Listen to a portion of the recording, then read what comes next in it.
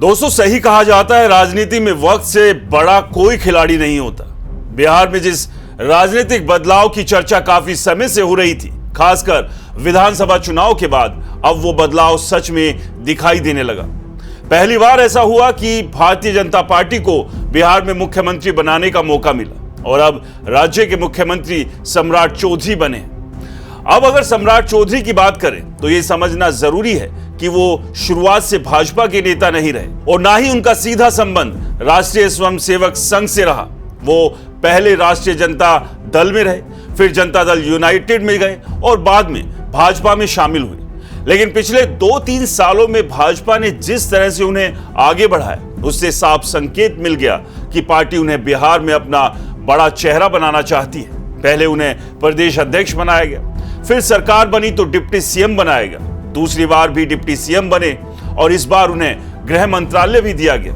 यह बहुत बड़ा बदलाव था क्योंकि नीतीश कुमार जब तक मुख्यमंत्री रहे उन्होंने कभी गृह विभाग अपने पास से नहीं छोड़ा। लेकिन पहली बार यह जिम्मेदारी सम्राट चौधरी को दी गई, जो एक बड़ा संकेत था। अब कई लोग ये सवाल उठा रहे हैं कि भाजपा को पहली बार मुख्यमंत्री बनाने का मौका मिला और उसने ऐसा नेता चुना जो मूल रूप से भाजपा का है ही नहीं। लेकिन इस पर कोई निष्कर्ष निकालने से पहले बिहार और देश की राजनीति को समझना जरूरी है दोस्तों, वरना जल्दबाजी में गलत नतीजे भी निकल सकते हैं और शायद जो इसके मायने बता रहे हैं वो यही गलती कर रहे हैं और जो दिख रहा है वही पूरी सच्चाई नहीं होती। राजनीति हमेशा परतों में चलती है, वो आपको परत दर परत समझना होगा। क्योंकि सबसे पहली बात, बिहार में भाजपा के पास अपने दम पर बहुमत नहीं है। 243 सीटों वाली विधानसभा में उसके पास सिर्फ 89 सीटें हैं। अगर सहयोगी दलों को जोड़ भी ले और जेडीयू को हटा दे तब भी संख्या 116 तक पहुंचती है, जो बहुमत से कम है। यहां फैसले भावनाओं से नहीं, समीकरणों से लिए जाते हैं, इसलिए सरकार चलाने के लिए उसे जेडीयू के समर्थन की जरूरत है। लेकिन यहां मामला सिर्फ सरकार बनाने का नहीं, बल्कि लंबे समय तक बिहार की राजनीति में अपनी पकड़ मजबूत करने का है, जो भाजपा का बड़ा लक्ष्य है। इसके लिए पार्टी काफी समय से इंतजार कर रही है। 2005 में भी जब नीतीश कुमार को मुख्यमंत्री बनाया गया था, तब भाजपा के विधायकों की संख्या ज्यादा नहीं थी, लेकिन तब भी भाजपा ने लंबी रणनीति को चुना। करीब 20 साल तक नीतीश कुमार को मुख्यमंत्री बनाए रखा। उनकी सबसे बड़ी पहचान सुशासन रही, लेकिन ये छवि भाजपा के समर्थन के बिना बनना मुश्किल था। नीतीश कुमार ने 2 बार भाजपा का साथ छोड़कर देखा, लेकिन उन्हें समझ में आ गया कि राष्ट्रीय जनता दल के साथ रहकर भी वो अपनी सुशासन बाबू वाली छवि नहीं बना सकते, इसलिए वो फिर से भाजपा के साथ आ गए। जाहिर है कहीं ना कहीं वो डेंट लग ही रहा था, और ऐसा डेंट जो राजनीति के लिए अच्छा नहीं कहा जाता। दूसरी तरफ बड़ी बात यह है कि केंद्र में भाजपा की सरकार भी जेडीयू के समर्थन पर टिकी हुई। इन दोनों बातों को नजरअंदाज नहीं किया जा सकता। तीसरी बात, बिहार को समाजवादी राजनीति का आखिरी मजबूत गढ़ माना जाता था, लेकिन अब वहां भी बदलाव शुरू हो गया। नीतीश कुमार के इस्तीफे के साथ ही एक तरफ से उस दौर का अंत शुरू हो गया है। यह एक संक्रमण काल है और ऐसे समय में बदलाव धीरे धीरे आता है, एकदम से नहीं। यहीं पर सम्राट चौधरी की भूमिका सामने आती है। वो एक तरह से पुराने और नए सिस्टम के बीच पुल का काम कर रहे हैं। अब बिहार की राजनीति में एक नया फॉर्मूला दिख सकता है। हिंदुत्व के साथ सामाजिक समीकरण, नया अध्याय शुरू हो सकता है। भाजपा अब तक बिहार में इस फॉर्मूले को पूरी तरह लागू नहीं कर पाई थी। सामाजिक समीकरण की बात करें तो सम्राट चौधरी इस मामले में फिट बैठते हैं। वो कुशवा समाज से आते हैं, जो यादवों के साथ पिछड़ा वर्ग में बड़ी आबादी वाला समाज है। नीतीश कुमार ने भी कुशवा और कुर्मी को मिलाकर लव कुश समीकरण बनाया था और लंबे समय तक उसी के सहारे राजनीति की। साथ ही भाजपा का स्वर्ण वोट बैंक उनके साथ था, जो उनकी ताकत बना। लोग कहते हैं कि नीतीश कुमार ने सोशल इंजीनियरिंग की, अति पिछड़े, दलित और पासमानदा मुसलमानों को जोड़ा।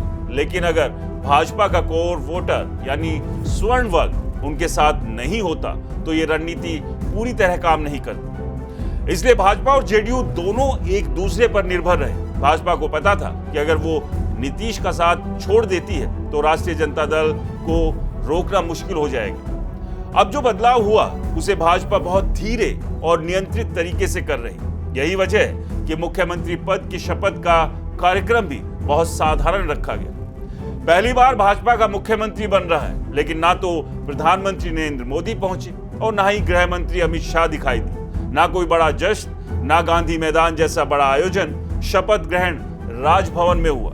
इससे साफ है कि भाजपा इस बदलाव को बहुत लो प्रोफाइल रख रही है। ये सामान्य दिखने वाली असाधारण घटना है। अभी इसका असली असर आने वाले समय में दिखेगा। कुछ लोग कह रहे हैं कि नई सरकार नीतीश कुमार के रास्ते पर चलेगी, लेकिन ज्यादा समय नहीं लगेगा जब ये सरकार अपना अलग रास्ता तय करेगी। हर नेता अपना विजन लेकर चलता है, चाहे वो उसी पार्टी का क्यों ना हो। सम्राट चौधरी का विजन भी भाजपा का केंद्रीय नेतृत्व तय करेगा।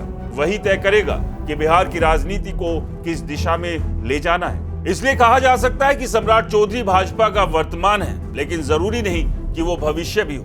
भाजपा हमेशा लंबी योजना बनाकर चलती है। इसका सबसे बड़ा उदाहरण बिहार ही है, जहां पार्टी ने 25 साल तक इंतजार किया और कभी अधीरता नहीं दिखाई। 2 बार नीतीश कुमार खुद भाजपा से अलग हुए, लेकिन जब लौटे तो भाजपा ने उन्हें स्वीकार किया, क्योंकि उसका लक्ष्य बड़ा था, बिहार में अपनी मजबूत पकड़ बनाना।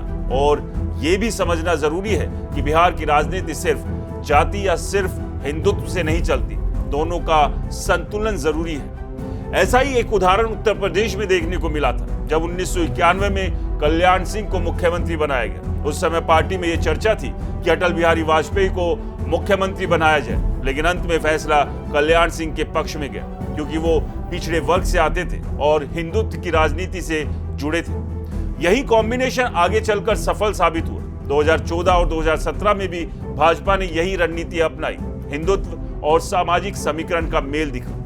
बिहार में भाजपा अभी तक इस संतुलन को पूरी तरह नहीं बना पाई थी, इसलिए उसे एक ऐसा चेहरा चाहिए था जो इस समीकरण में फिट बैठे, और सम्राट चौधरी उसी जरूरत को पूरा करते हैं। अब उन्हें हिंदुत्व की राजनीति में और मजबूत बनाने की जरूरत है। सम्राट चौधरी भी जानते हैं कि उनकी राजनीतिक मजबूती भाजपा के साथ ही है। अगर वो अलग होते हैं तो ना जेडीयू में उनके लिए जगह होगी और ना ही राष्ट्रीय जनता दल में। इसलिए उनका और भाजपा का रिश्ता एक दूसरे के लिए जरूरत पर टिका है। इसे आप एक स्टॉप गैप अरेंजमेंट कह सकते हैं, लेकिन ये कितने समय तक चलेगा ये इस बात पर निर्भर करेगा कि उनकी सरकार कैसी चलती है, उनकी छवि कैसी बनती है और क्या भाजपा से कोई नया नेता उभरता है या नहीं।